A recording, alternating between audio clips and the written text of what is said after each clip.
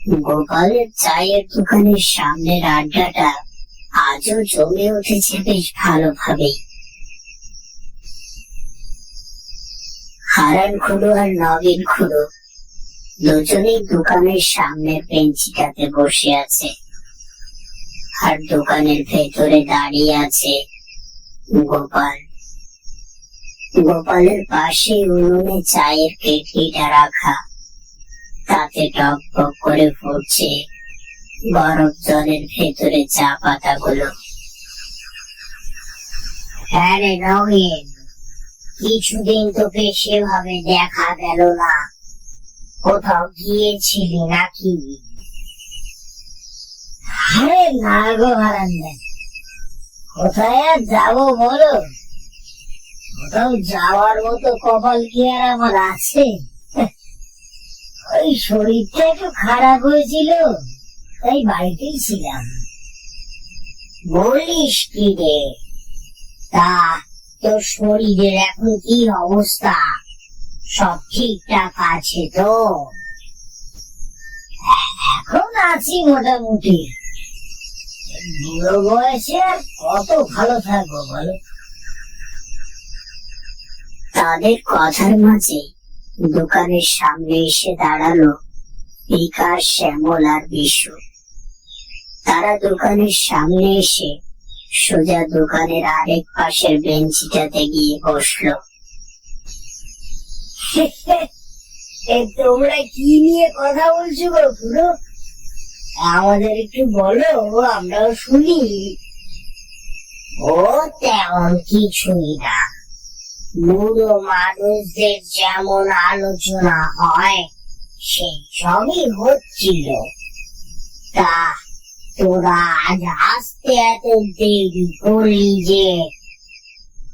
আরে শ্যামলদার বিকাশটাকে তো চেনই, একবার কাজ নিয়ে বসলে আর উঠতেই চায় না। তা যা বলেছিস, এদের এই অভ্যাসটা না আমারও বেশ বিরক্ত লাগে। হারান খুড়ো আর বিশুকে থামিয়ে দিয়ে কথা বলতে শুরু করলো নগেন খুড়ো। আরে ছাড়ো তো এসব, আমি কি বলছি শোন। আমার মাথায় একটা খাসা বুদ্ধি এসেছে। কি ব্যাপার গো নগেন খুড়ো, আজকাল তোমার মাথায় দেখছি খাসা বুদ্ধিও আসছে। কেন রে ছোকরা, আমার মাথায় কি বুদ্ধি নেই নাকি? হ্যাঁ, আহ বিকাশ, একটু থাম দেখি। তুমি বলো গো খুড়ো, কি বুদ্ধি এসেছে বলো তো? আচ্ছা, আমি বলছিলাম কি, সবাই মিলে কাছে ধারে কোথাও একটা থেকে ঘুরে আসি, সাথে একটু খাওয়া দাওয়া হলো, একটু হাওয়া খাওয়া হবে। বাহ খুড়ো, বাহ বাহ, তোমার মাথায় দেখছি আসলেই খাসা খাসা বুদ্ধিও আছে। তুমি কি বলছো হারান খুড়ো, যাবে? যাওয়া যায়, কিন্তু কোথায় যাবি? ও হারান খুড়ো, তোমরা হারুর বিলের মাঠে যেতে পারো, কিন্তু শুনেছি বিলে এখন বেশ জল উঠেছে, আর মাঝখানেও সবুজে ভরে উঠেছে। সেখানে পিকনিক করলে বেশ হবে। হ্যাঁ গো খুড়ো, গোপালদা একদম ঠিক কথা বলছে। গত পরশু আমাদের কয়েকজন বন্ধু সেখানে গিয়েছিল, খুব সুন্দর নাকি জায়গাটা। কিন্তু সেখানে তো একটা শ্মশান ঘাট আছে, তাতে কি হয়েছে? এইসব কোনো ব্যাপার না। হ্যাঁ রে গোপাল, এই তুই যাবি নাকি? চল চল, কাল বিকেলে সকলেই সেখানে গিয়ে ঘুরে আসি। না গো খুড়ো, দোকান ফেলে আমার যাওয়া হবে না, তোমরা যাও।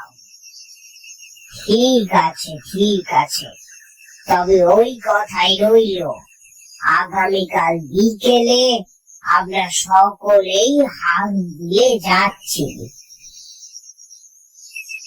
হারানখুড়োর কথা মতো সকলে আগামীকাল বিকেলে হারুর বিলে যাওয়ার জন্য রাজি হয়ে গেল।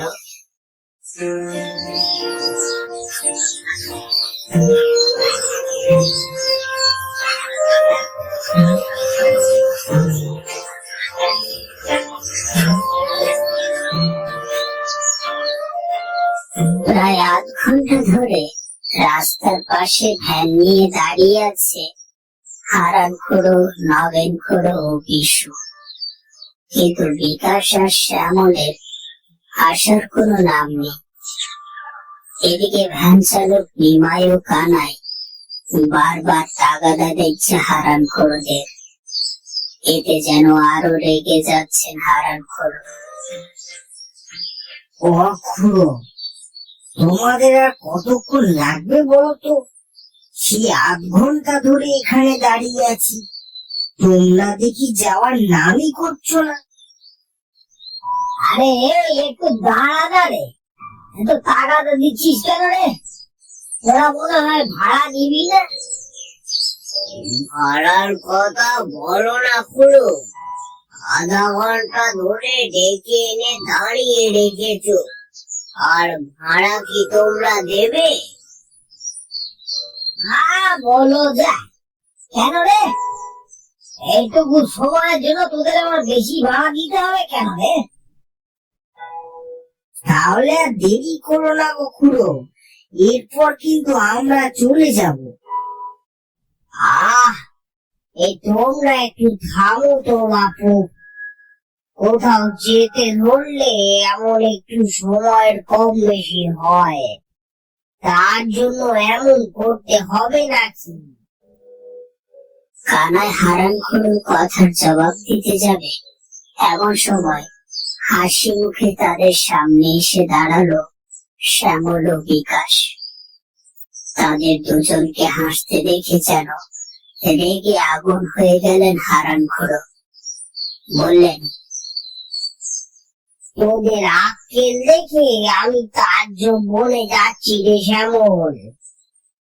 একে তো এসেছিস দেরি করে, তার উপর আবার এভাবে হাসছিস। বলি কি, তোদের কি কখনোই সময় জ্ঞান হবে না? ওই একটু দেরি হয়ে গেল। আচ্ছা চলো চলো, এইসব কথা বলে আর সময় নষ্ট করো না। ও খুড়ো, আরে কে কোন ভ্যানে উঠবো বলো তো? তোরা তিনজন কানাইয়ের ভ্যানে চলে যা, আমি আর নগেন সমস্ত জিনিসপত্র নিয়ে নিমাইয়ের ভ্যানে করে আসছি। আচ্ছা ঠিক আছে। এরপর আর সময় নষ্ট না করে যে যার মতো ভ্যানে উঠে সামনের দিকে যাত্রা শুরু করলো তারা সকলেই। মাঝে মাঝে এমন শৈশবের স্মৃতি মনে করা ভালো, বুঝলে? এতে মনের ভেতরে অনাবিল আনন্দ পাওয়া যায়, কি তাই না? একদম একদম, এই ঠিক বলেছিস রে নগেন। তোমাদের আনন্দ দেখে আমার মনের ভেতরখানাও কেমন যেন আনন্দিত হয়ে উঠছে গো খুড়ো। তাই নাকি রে? তাহলে তুইও আমাদের সঙ্গে পিকনিকে যোগ দে, দেখবি কতটা আনন্দ হয়। না গো খুড়ো, আমাদের মতো গরিবদের কি আর বসে থাকলে চলে? ভ্যান চালিয়ে রোজগার করে বাজার করে তবেই বাড়িতে যেতে পারবো। নিমাইয়ের কথার কোনো উত্তর দেয় না নগেনখুড়ো। ওদিকে সামনে কানাইয়ের ভ্যানে বসে থাকা বিকাশ, বিশু আর শ্যামল গল্পে মেতে উঠেছে নিজেদের মধ্যে। ও বিকাশদা, আমরা যেখানে যাচ্ছি সেখানে নাকি একটা শ্মশান ঘাটও আছে? হ্যাঁ রে বিষ্ণু, সেখানে একখানা শ্মশান ঘাট রয়েছে, আর সেটা কিন্তু বেশ পুরনো। বলছো কি গো, সেখানে শ্মশান ঘাটও আছে? কেন রে, ভয় পেয়ে গেলি নাকি?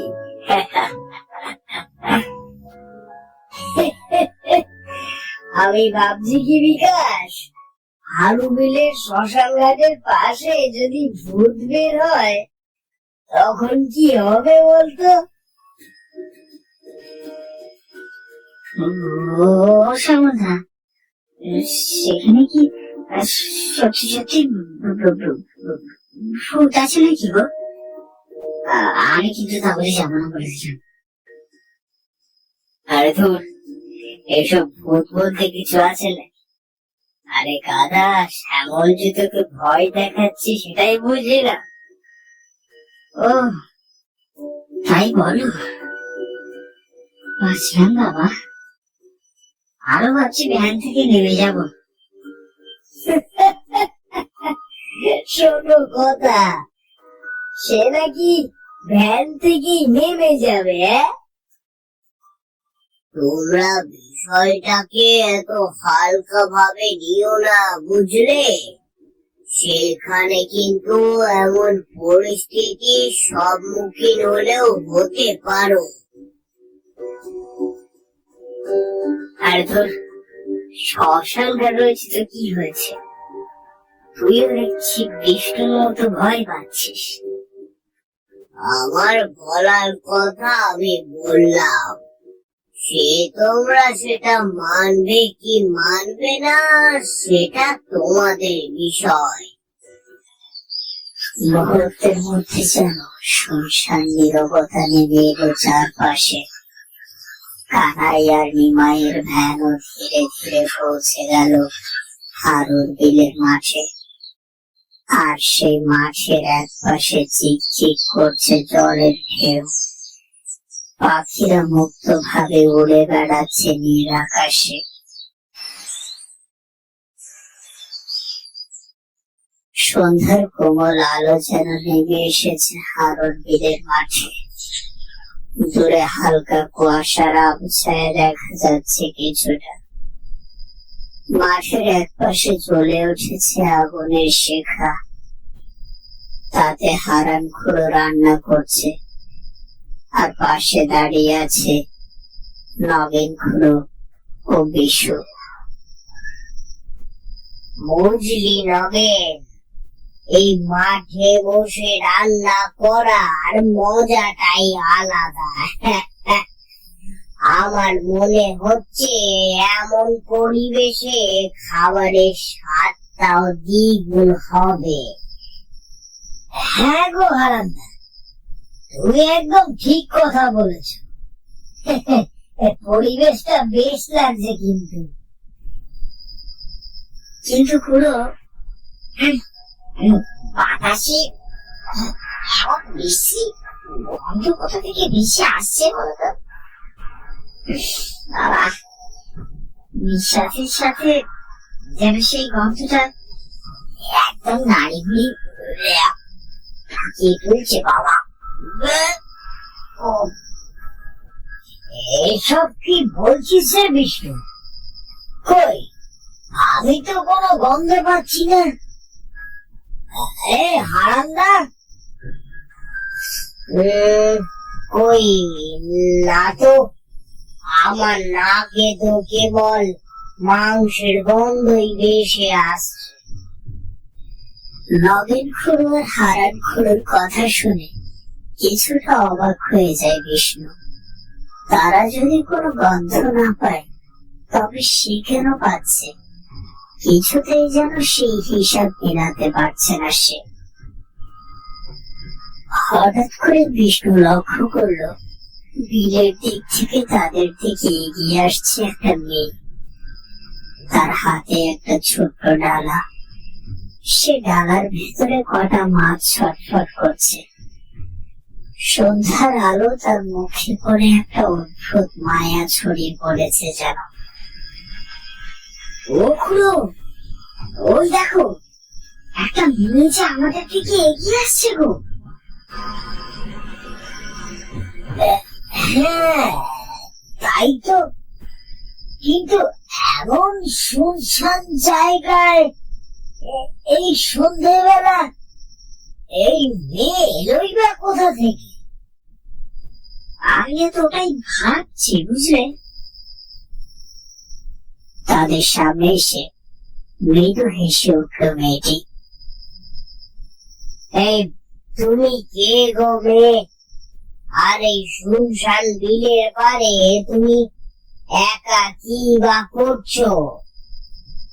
আমি একজন মাছ বিক্রেতা, এই পাশের গ্রাম থেকে এসেছি। তোমরা কি মাছ নেবে গো? না গো, আমি আর মাছ খাবো না। আরে দেখতে পাচ্ছ না আমি মাংস রান্না করছি। আমি তো কেবল মাছ নেবে কিনা জিজ্ঞেস করেছি। তোমরা নিলে নেবে, না নিলে না। এতে এমন রাগ করার কি আছে গো? ও বাচ্চা মানুষ, কি বলতে কি বলেছে কিছু মনে করো না মা। আসলে আমাদের এখন মাছ লাগবে না, আর আমাদের বাড়িটাও তো অনেক দূরে, তাই কিনে রেখে দেবো সে উপায়ও নেই। ঠিক আছে গো খুড়ো, কোনো সমস্যা নেই।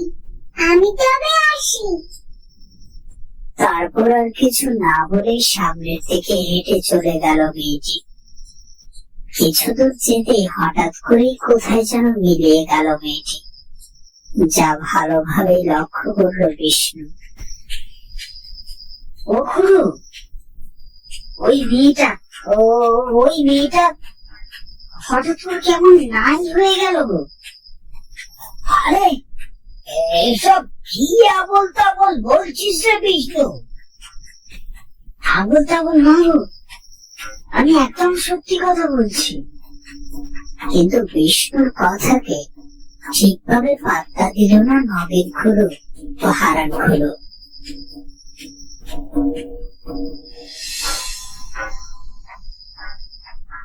সন্ধ্যা গড়িয়ে চারদিকে রাত নেমে এসেছে ধীরে ধীরে। হারুর বিলের মাঠের এক কোণে ঠিক শ্মশানের পাশে ছোট্ট একটা তাঁবু খাটিয়ে বিশ্রাম নিচ্ছে শ্যামল আর বিকাশ।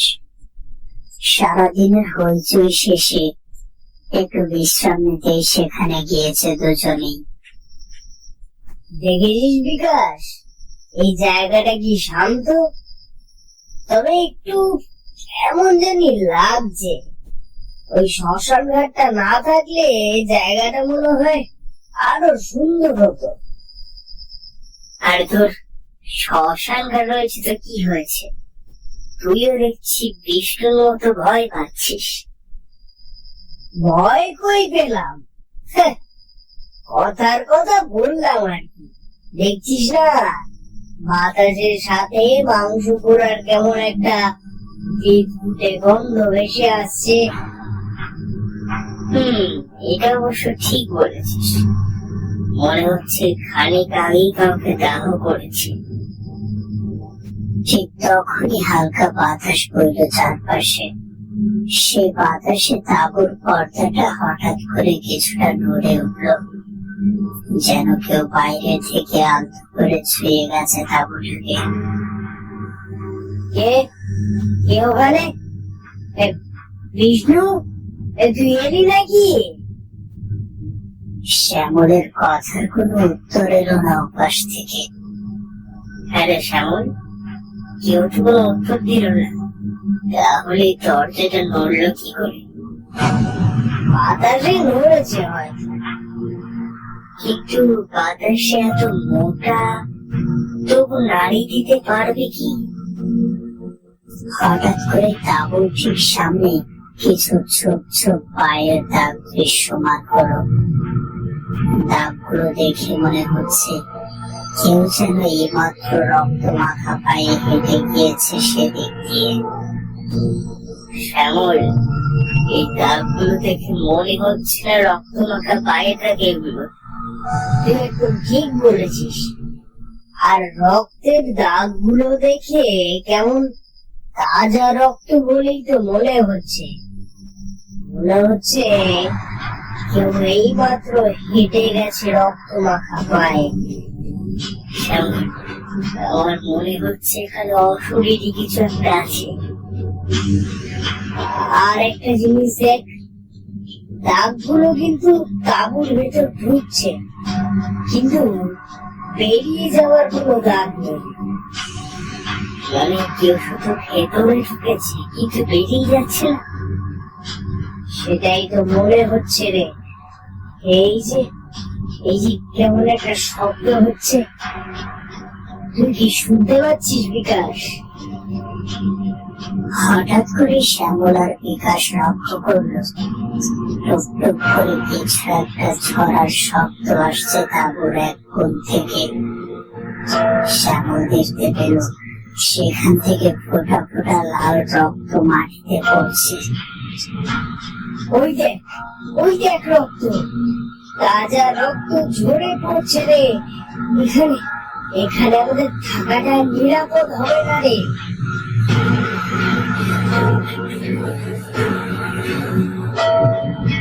ঠিক সেই মুহূর্তে তাঁবুর ছাউনির উপরে খসখস শব্দ শোনা গেল, যেন কেউ নখ দিয়ে কাপড় ছেড়ে দিচ্ছে। তারপর হঠাৎ করে অন্ধকারে এক মৃত নিঃশ্বাসের শব্দ ভেসে এলো। এরপরে এক ঠান্ডা বাতাস বয়ে গেল তাদের মুখের উপর দিয়ে। শ্যামল, চল খুঁড়োদের কাছে যাই। হ্যাঁ, চল চল চল চল। তারপর তারা দুজনেই তাঁবু থেকে দৌড়ে বেরিয়ে এলো মাঠের দিকে। কুয়াশায় ঢাকা পথে তাদের পায়ের শব্দ মিশে গেল দূরের রাতের অন্ধকারে। হারান খুড়োদের চুলার আগুন দাউ দাউ করে জ্বলছে।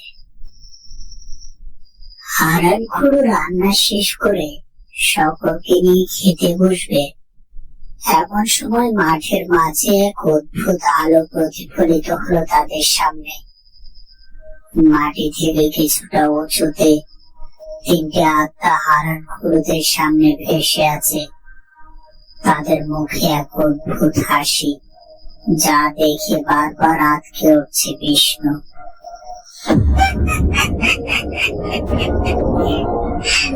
ওই ছোট ছোকরাটার মাংস আগে খাবো। ওই ছোকরাটা আমাকে বেশ চালিয়েছে।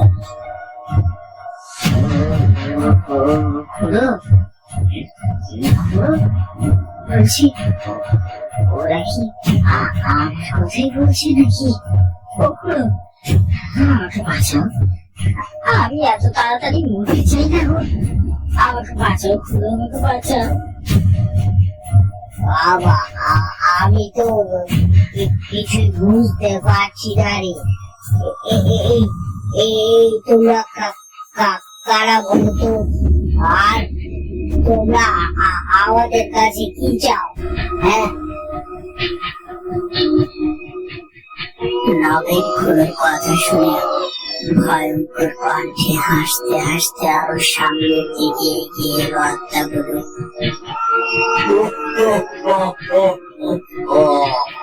তুমি আজ কেউ বাঁচাতে পারবে না।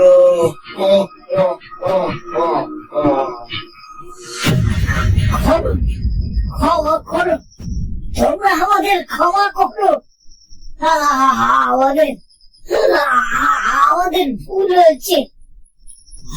আমরা আর কখনো তোমাদের বাড়িতে আসবো না, কখনো না, কখনো না। তোমরা পালিয়ে যাবে? পালিয়ে যাওয়া কি এতই সোজা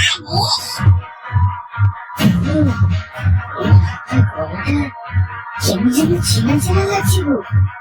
এত ওই যে মাছ বিক্রি করতে এসেছিল মেয়েটা, ও তো সেই মেয়েটাই গো। তুই একদম ঠিক ধরেছিস রে। এই জন্যই তো তোকে আমার এত ভালো লেগেছে। আমি আজ তোকে খাবোই খাবো।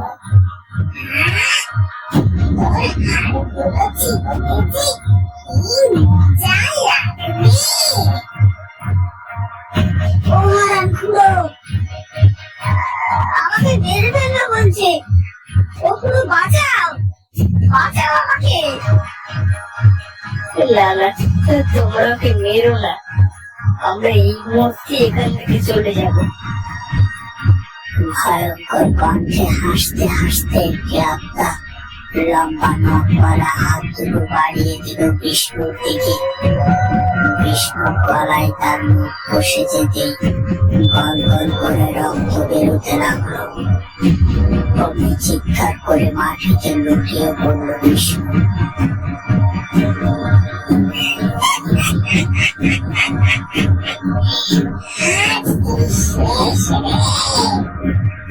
আজ আমি তোকে না খেয়ে শান্ত হব না। আজ তোর রক্তেই আমার পিপাসা মিটবে। বিষ্ণু মৃত্যুর কোলে ঢলে পড়তেই নিজেদের জীবন বাঁচাতে বাঁচাও বাঁচাও চিৎকার করতে করতে সামনের দিকে দৌড়তে শুরু করলো। হারান খুড়ো, নগেন খুড়ো, বিকাশ ও শ্যামল তাদের পিছু পিছু হাসতে হাসতে ছুটতে লাগলো আত্মাগুলো। বাঁচাও, কে কোথায় আছো? বাঁচাও, আমাদের ওরা মেরে ফেললো গো, বাঁচাও।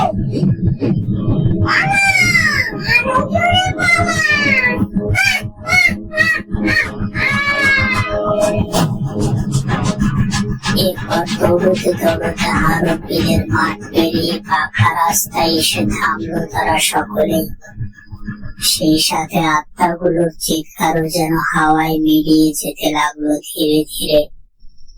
রাস্তার এক পাশে এসে দাঁড়ালো হারান খুড়ো, নগেন খুড়ো, বিকাশ ও শ্যামল।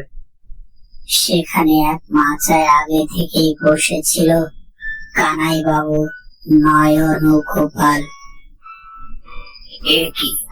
কে আপনারা? আর এত রাতে আপনারা আসছেন না কোথা থেকে? আর আপনারা তো হাঁপাচ্ছেন কেন? আমরা আমরা আরো বিল থেকে আসছি।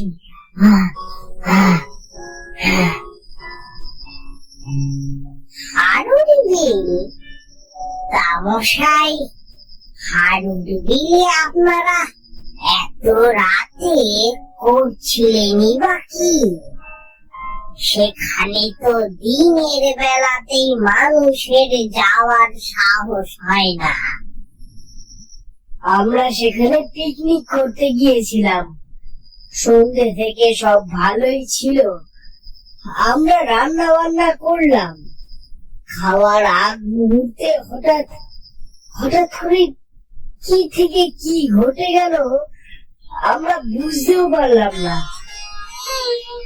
আরে মশাই, আপনারা একটু খোঁজ খবর নিয়ে আসবেন না?